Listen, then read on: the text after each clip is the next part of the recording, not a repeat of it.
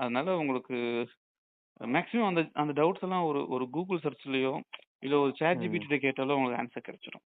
ஓகேங்களா? சரிங்க sir. Okay. அதுக்கு ஓகே ரீசன் சார். என்னன்னு கேட்டீங்கன்னா, ஒரு ஓகே சார். கம்ப்ளீட் டிபெண்டன்ட் பெர்சனா உருவாக்கக்கூடாதுங்கிறது தான் கோல். இப்போ உங்களுக்கு ஓகே, ஒரு ஓகே. 90% நான் அத குடுத்துர்றேன் இல்லையா?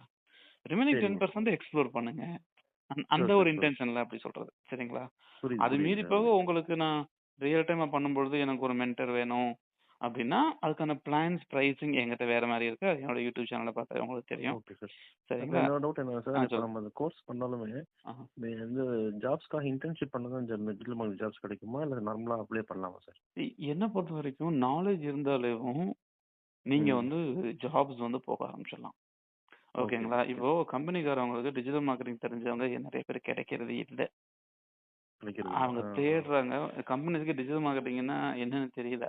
இப்போ ம், ஒரு ம். அக்கவுண்ட்ஸ் டிபார்ட்மென்ட்க்கு வேலைக்கு போனோம்னா, அங்க